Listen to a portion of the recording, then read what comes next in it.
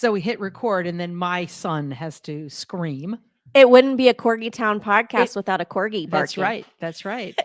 Hello and welcome to the Corgi Town USA podcast. We're here for you every Thursday.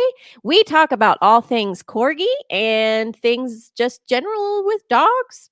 All kinds of good stuff. So I'm Candy from Corgi Town USA. In my lap is Chuckles. He's napping. He's the president of the Corgi Committee and the spokescorg for Corgi Town USA. He is, and that's Chuckles. Hi, I'm Kat Cohen, and I am the executive producer of Corgi Town USA podcast. And sitting somewhere on the floor is my darling son, Digby, and our guest non-corgi, Australian cattle dog. Honorary corgi. Honorary corgi, right. And that would, in fact, be Wiggin. Wiggin's a sweetheart. Yes. Well, today a few weeks ago, we talked to Miriam Valère, who wrote a book called Another New Normal. And her story was about her corgi, Sassy, and how she battled DM. And she was so gracious to give us our time. She told us about the basically the basics. Yeah. That would be it. That would be it. Of degenerative myelopathy. And we typically explain this disease as canine ALS. Yeah. It shuts down systems. It's very insidious. It is very, very hard to watch your animal go through this. Yep. But Miriam wrote memoirs about this. I have a copy of the book. We definitely recommend you check it out if it's something you're interested in. Hopefully you're not, but if you are battling DM, this is a great reference for you. And that episode is a couple weeks back. But you can find her book called Another New Normal. And she gave us some great information. And we're going to talk a little bit more about that today. And I've had 6 corgis. Yes. So far, I've been lucky enough to not have had to battle DM. Yeah. But it's still early. I have 2 rescues that are about 10. I don't know their history. The only way to prevent degenerative myelopathy is by genetic testing. Yeah. You don't breed carrier to carrier. So I know that Chuckles here, his parents were both DM tested and they are not carriers. However, with Booger and Hammer, my rescues, I don't have that history on them. And I don't have the history on Digby. And we don't know much about Digby. We know that he was, and this is unfortunately potentially, I don't want to say for sure, a maybe not so reputable breeder. And that is that if you see Digby and you've seen him sometimes on the show, he definitely looks like a cardigan. Which are at lower risk statistically. But he is papered as a Pembroke Welsh. So, what else is going on? Well, Wiggin has something to say about it. Wiggin definitely has something to say about it. And Australian cattle dogs have their own, are they susceptible to DM? Australian cat, I'm not sure. I know that there are other breeds that can get it. German Shepherds. I mean, there are a few. Yeah. We just, being corgi people here, we know corgis. And Miriam had explained to me, I believe she said, if I'm not misquoting, 56% of the Pembroke corgis are carriers. So Those are some scary statistics. Absolutely. And no one wants to see their beloved pet go through this. No, absolutely not. It just seems so painful, and they can't complain, and they don't complain, and that's the thing. Your babies don't complain. They just unconditionally love you, and we just want to do everything to love them back and take care of them and keep them as happy and healthy as possible. That's right. So one of the things that we recommend for sure is, of course, rescue if you can, always. But if you're looking for a puppy, we ask that you definitely vet your breeders and ask them questions, that they do the appropriate testing, have a look at the dame, look at the sire. If you get pictures, be sure and get that documentation on that testing. It's not so much about registration as it is genetic testing and doing proper health testing. So without my further pontification, we are going to bring on our special guest. Her name is Tani Beckman, and she started ShadeOutDM, which raises awareness for degenerative myelopathy. Tani, welcome. Hello there. Got my shades on. Yes, perfect. Shade Out DM. I love it so much. Well, thank you so much for taking your time to join us today. We know that you have 1,000 hot irons in the fire. So Yes. thank you for letting us be one of those hot irons. Yeah. Yeah. So ShadeOutDM, actually, we weren't trying to do this as a regular thing. We actually just took the journey with my dog, Casey. And it took us 5 vets and 3 chiropractors to figure out what was going on. Nobody knew. And I've had corgis for over 25 years, and I'd never heard of DM.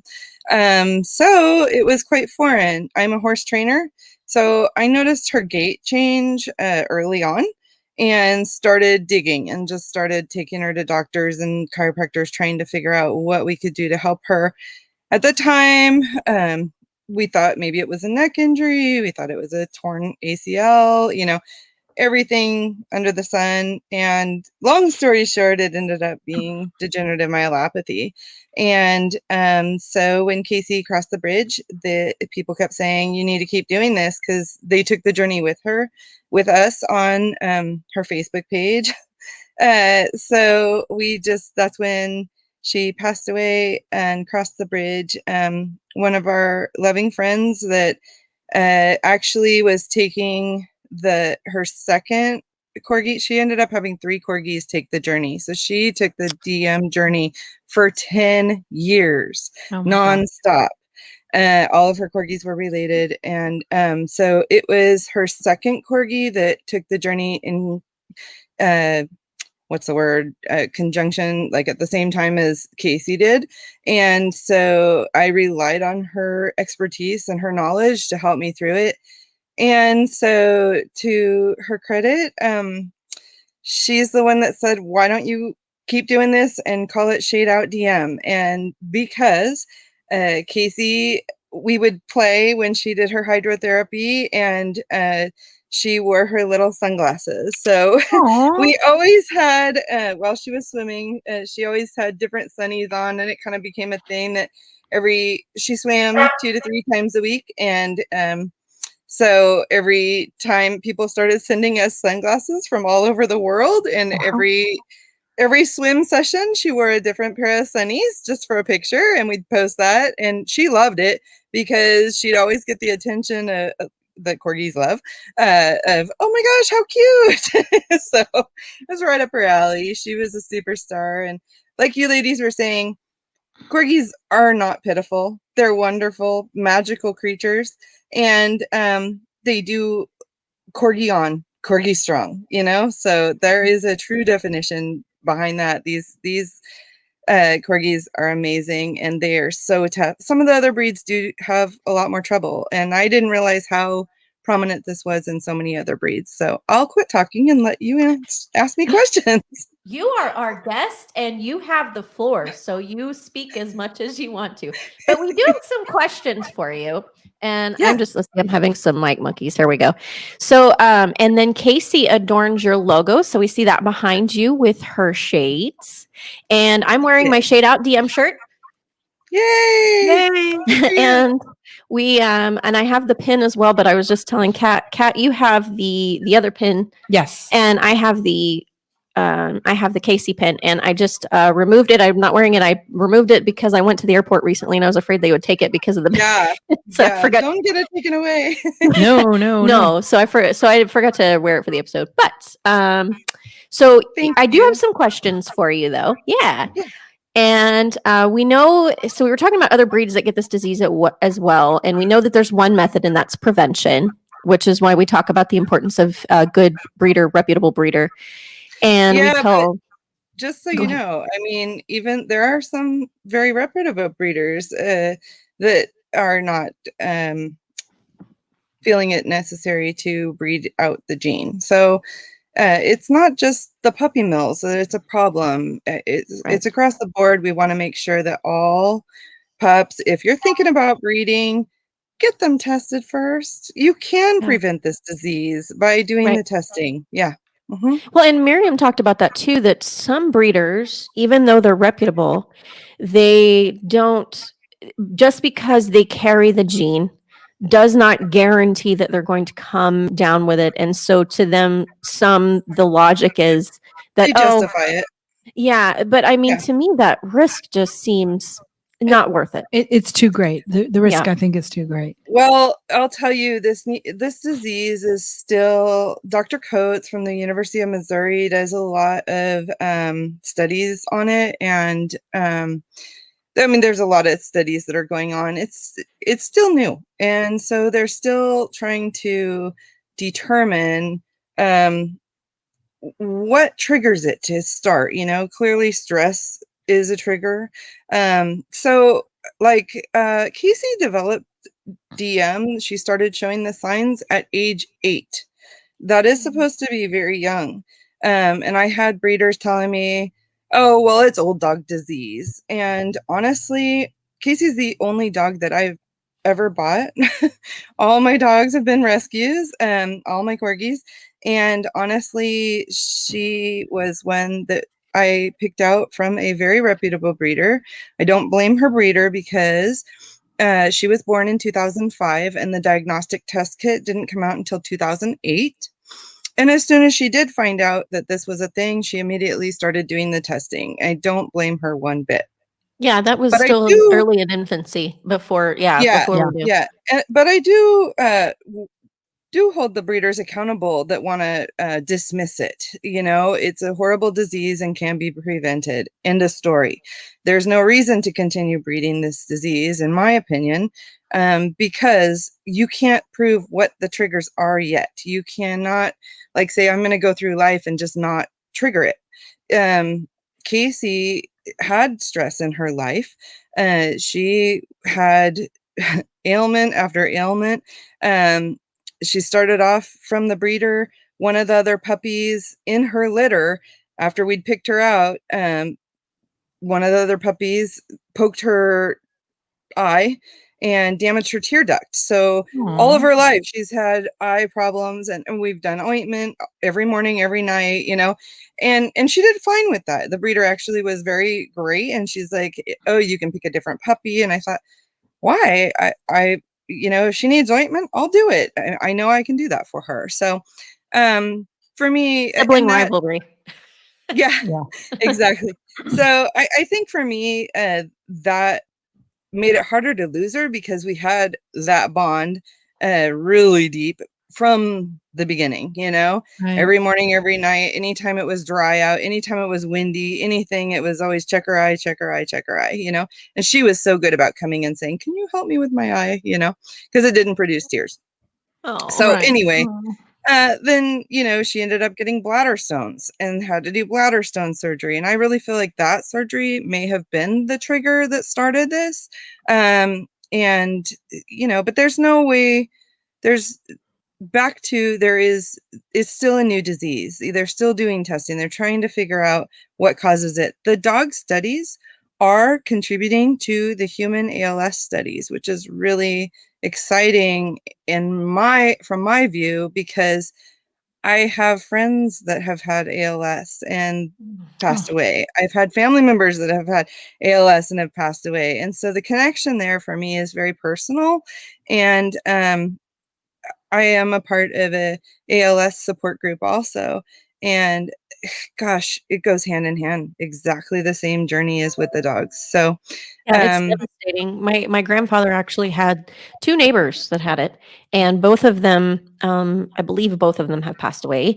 He would go and read to them towards the end, Yeah. and one of them, that was his favorite thing to read, and it started where he couldn't control his arms or legs, but he loved to read, and so my grandpa would, like, actually hold the book for him, and then he had trouble with his eyes, and so my grandpa would go and read to him. But yeah, I've heard those stories, and it's devastating for dogs, it's devastating for humans, it's very insidious.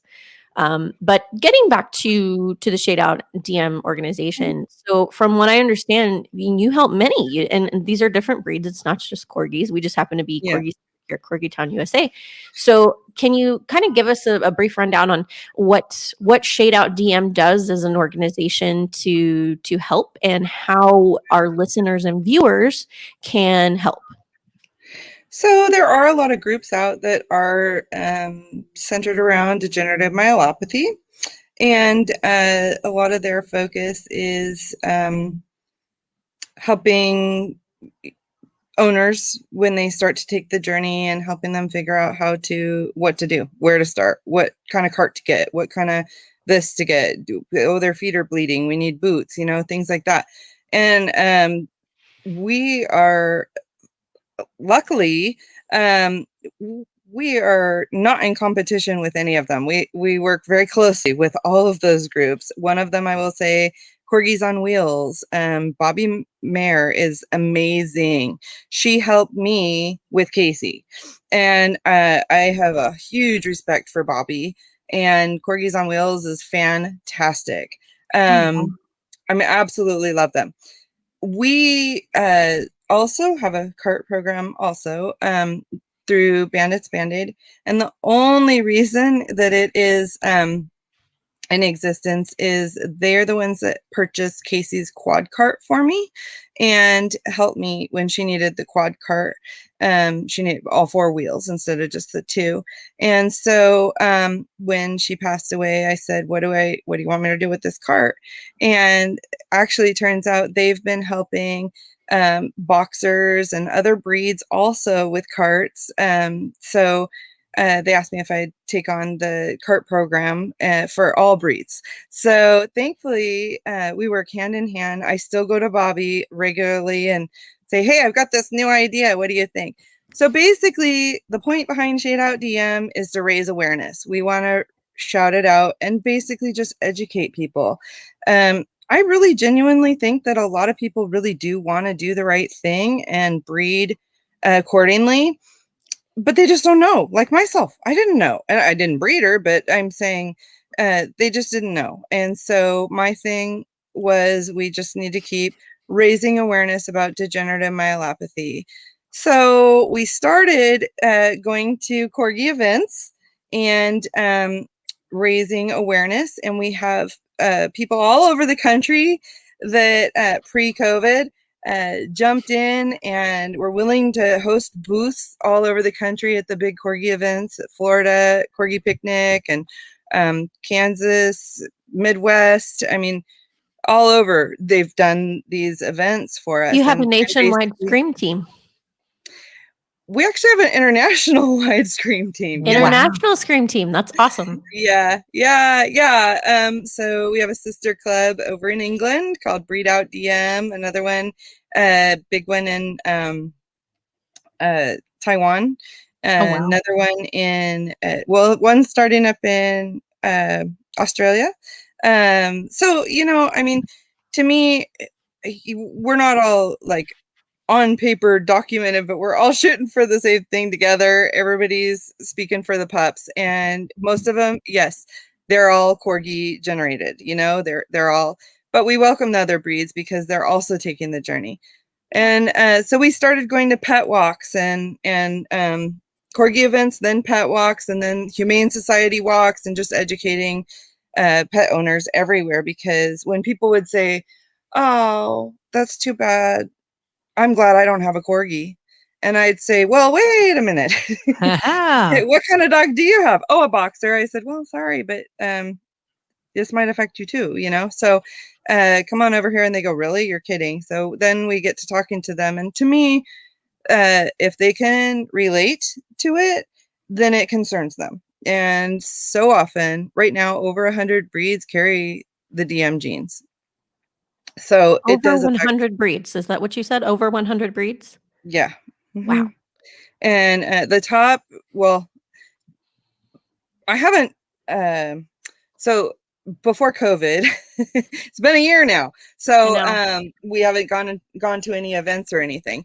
But before COVID, the numbers were, and keep in mind, the numbers are unclear because they only count the ones that are tested. So the ones that are not tested, we don't know what the real numbers are. We'll never know. But the ones that are tested through the OFA that keep the database, the top breeds are Pembroke Welsh Corgis are number 1 at 63% carry the at-risk gene. Okay, and so it's then, 63. So I did misquote that before. 63. No, it probably changed. Oh, goodness. We're getting more people testing now, so the numbers will change. But then German Shepherds, Pugs, Bernese Mountain Dogs, Chesapeake Bay Retrievers, Boxers. I mean, it just goes on and on. There's just so many. And my heart, I mean, I'm always going to be partial to the Corgis, but my heart does go out to these parents with the big dogs. I mean, Yeah. I shipped out carts to a dog that was 109 pounds. Oh, wow. How does that parent do that? Pick them up. I was lucky. I could carry Casey everywhere. I would put her in the wagon, put her in her stroller, whatever. She was love to go. These I have to commend Chrissy, who did this with her Chesapeake Bay Retriever, Wesson, and they get creative.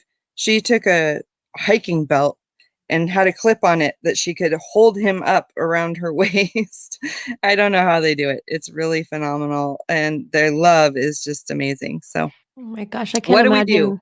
Yeah, 110-pound dog I to. know, Oh, I know. It's And a our baby. Bernese Mountain Dog. Maggie Hillary just did this with Maggie, and she's another one of our awareness pins. And it was, I mean, lugging them in and out of a wagon just so they can go out and enjoy the fresh air, and take them for their little walkies. And it means so much to them.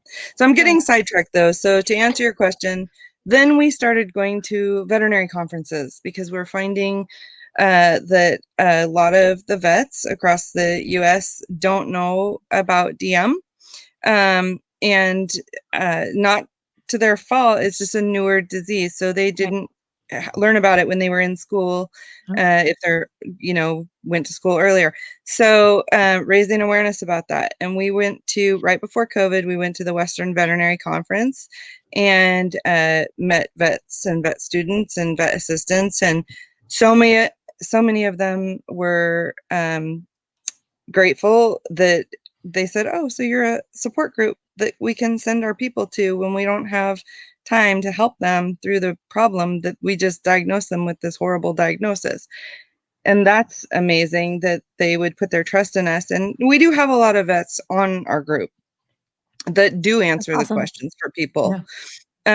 So, and then there was a neurologist, actually several neurologists that came up to us and said, oh yeah, I diagnosed this 7-8 times a day.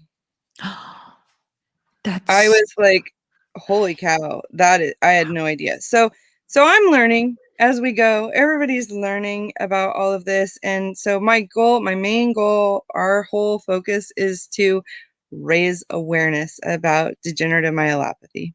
Yes, That's thank you for that. That's all very amazing information, staggering numbers. But I have Yeah.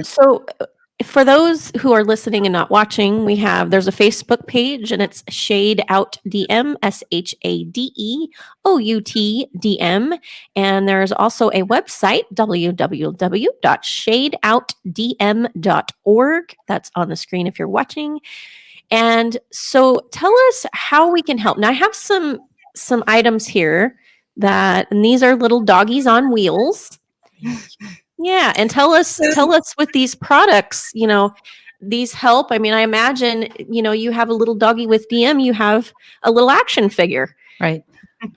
And so those were generously donated by a manufacturing company that makes wheelchairs. There's several different manufacturing companies for the dog wheelchairs. And I will tell you that fitting a dog wheelchair is like fitting a pair of jeans. The wheelchair needs to fit the dog properly. Yeah. So some wheels fit other dogs better than others. Some it's a matter of preference. That particular company is fantastic, and all the companies are great. They're super great to work with. The people that run them are just all loving, caring people that really want to help the dogs. I don't want to have any one of them be number one because they're all great, Sure. they all have their different advantages, their positives for each dog. Some dogs, I'll tell you, just doing this, Some carts are like a Cadillac, other carts are lighter when other dogs won't walk with a heavier cart, and then I'll send them a different cart, and they're off and running, you know. So bottom line, I feel like they're all really good companies. It just depends on the dog, and our job is to get them the tools that they need so they can continue to live a really happy, comfortable life, even though they're taking the journey, the DM journey I speak of. Right. Yeah. And I just want to go here on the back, learn more about walk-in wheels, dog wheelchairs, and that I will read that off to you. It is handicappedpets.com. So HANDICAPPED pets plural.com. And there is also ShadeOutDM.com. So .org and .com. And you can get one of these and support some of this research. Yeah, they're great, and they send us those adorable toys. Yeah, these are really cute. And for those listening, not watching, these are little wind-up toys, and we have a couple different breeds here. I believe you have a Dachshund there. I do have a dachshund here, yeah. And I'm not sure which breed this one It's is, a but husky, I think. is he, yeah, okay, yeah, husky. And they're little wind-up toys with little dachshund, little carts. They're adorable. And so these are, I think these We are don't great. have a corgi one yet. Oh, wow. So, okay. I put in Soon. the request. Okay. Okay. Thank you, Tawny. I imagine that would be hard. I'm not sure if how they manufacture these, if it's 3D printers, but well, I don't know. They got a Dachshund. I was thinking because of the short legs. Yeah, he's got short little legs. So as we're talking about this, so Tawny actually has, and again, for those listening, you may want to meander over to our YouTube page so that you can see this. But we're going to give Tawny the controls here. She actually has a video of what it looks like in the beginning stages. And if you want to play that, Tawny, and do some explanation, go right ahead. Yeah, so really quickly, this is Casey, and she is typical corgi. I need outside right now, and she kept dragging herself across the back patio and making little holes in her belly and her hip. And so this was my quick fix of I'm gonna stick a t-shirt on you and try to protect your little skin, because she has wheels at that time. She had wheels, but she'd been in and out and in and out, and she just wanted to get the cat down below. So you can hear, and you can also hear her voice kind of fading on it, because they do lose their bark. Right. Oh, sweet baby girl.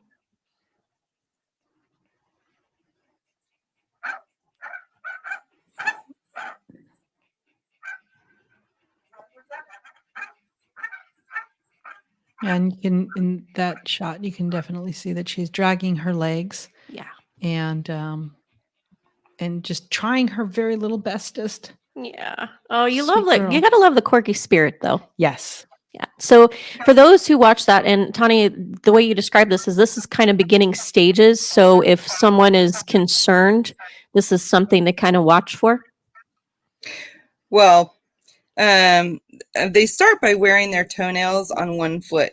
I mean, if you want to start even further back, they start by wearing their toenail. You can tell, because I did notice. I said, I don't know what's going on. She's wearing her toenails funny, and just one foot was wearing and the other one wasn't, and nobody knew at that time. So long story short, she that was a little further. Of course, she'd already lost her one hind leg, and she's Right. pushing off of her other hind leg.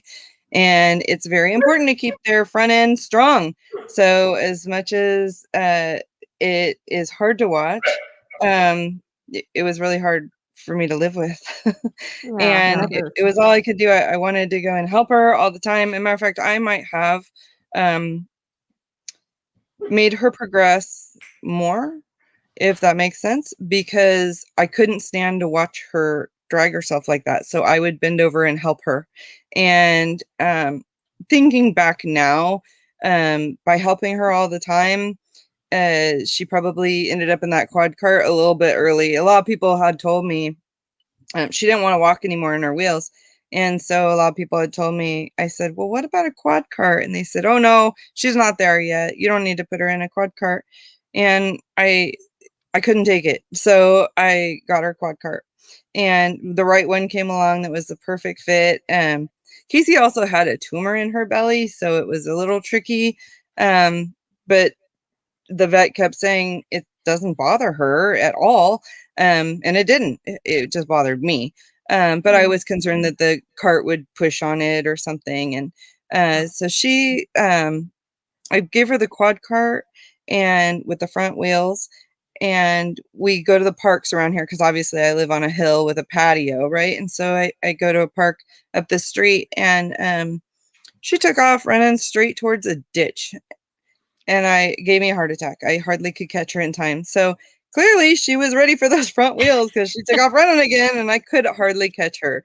So it's funny because I'll send people carts now, and I tell them, get your running shoes on. You never know. Oh my goodness. And it's amazing how ready to- quickly they can move on those short little stumpies. Oh, well, and I thought she had slowed down. Like she didn't want to walk anymore, but I think it's because she felt she had tripped a couple times with her front feet because the disease progresses up their spine, and had it, was moving towards her into her front limbs. And so I thought she was kind of slowing down, and instead she just needed a little support, and she was off again. Can't keep a good dog down, No, not at all. That is something. The corgis are so determined, very Yeah. determined, and I love that about them. That's what helps their spirit. It really does. Definitely. Well, we encourage everyone who is watching or listening to go to www.shadeoutdm.org. Find out how you can join the movement and be part of the solution. And we also encourage, I always say, there's that big debate. You can always make somebody cranky if you say adopt, don't shop. I'm not one of those solely adopt, don't shop. I say, please adopt if you can and start there. That's not realistic for everybody. If you're like me, I've had a mixture of rescues and breeder purchased animals. If you do that, please be sure and do your research. Make sure that they do the appropriate testing, but definitely for degenerative myelopathy that they can guarantee that your little pup is not a carrier. So Tani, thank you so much. We think you're doing awesome work. We hope to have you again on soon. I'm sure we can go into this and spend hours and talk about all kinds of different things, but we'll break it up so that we don't take your whole night. Do you have any final thoughts? Oh, well, I want to back you up on that, and that my new corgi that we have now, Casey sent her to us, and we don't know if we'll have to take this journey again with her or not. So we are prepared. But that was something that absolutely I wouldn't let that change it for a second, because if you have a big, huge heart and you love corgis, you're going to find a way to help them take the journey, and they need people that are going to love them through this journey. They really do. So it is time consuming and a very big commitment. And emotionally draining too. So something to be prepared for, to be able to refill your own cup. That's important when you're being a caretaker. It is. Absolutely it is. And Layla didn't replace Casey in my heart. Casey still has her own place in my heart, but Layla made her own spot. So, I thank you guys all. And just so you know, I'm grateful that you thank me, but it takes a village. It takes all of us together. And Miriam has been amazing. Miriam actually built our PowerPoint for the Western Veterinary Conference and stuff like that. Oh, so that's awesome. we work together. All of us work together hand in hand. It takes all of us. So you guys too, part of our team. Thank you. Yeah, we are happy to help. Thank you, Tani. Have a great rest of your evening. You too. Thank you. Thank you. Bye. Well, Kat, did you learn some things tonight? I did. It's scary. It's sad. And it's here. It exists. So, make sure your breeder. Can you test the dogs after they're born? Oh yeah. Yeah, I mean, that's something. Sometimes if you get a puppy and you're not sure, they come to you in various ways. All of mine have found me. Yes. So, they have. you know, if they find you like they find me and you're not sure, you can go to the vet and request a test. If your vet is not sure or is not comfortable with DM, be sure and reach out to us. We'll connect you to a lot of these experts that we have. We Yes. love being your resource to help anyway. That's right. So please go to ShadeOutDM, join the movement. Also, thank you for joining us here at CorgiTown USA and giving us your time. We are here for you every Thursday. Please follow us on YouTube so we have new episodes. We are also on Google Podcasts. We are on Apple Podcasts. We are on Spotify. Basically, anywhere you can find podcasts at CorgiTown USA. Follow us on Instagram at CorgiTown USA and, of course, Facebook. So from all of us, that's Candy, Kat, Chuckles, and Digby, and Wiggin down there somewhere. Wiggin is down there somewhere. Yeah. Our guest honorary corgi. We hope that you've enjoyed the cacophony of borks. Cacophony of borks. Works. Yes. Have a good night, everybody. Thanks so much. Bye.